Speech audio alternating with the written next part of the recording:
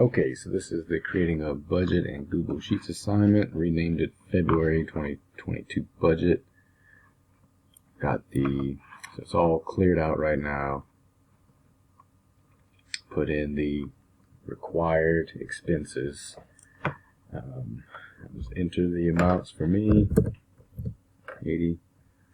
Mortgage, food, groceries and restaurant, 500.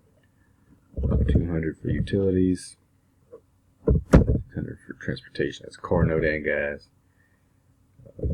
85 for phone, insurance, that's health insurance and car insurance together, clothing, I never get new clothes, but I'll put 20 there just in case, household supplies, about 100, entertainment, about 100, that's Netflix, I'm including my gym membership there, going to see music or going to the bar, whatever.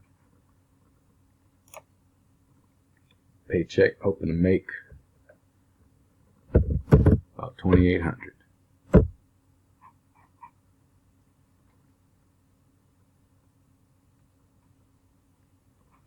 There's my planned expenses, $2,635. Planned income, $2,800.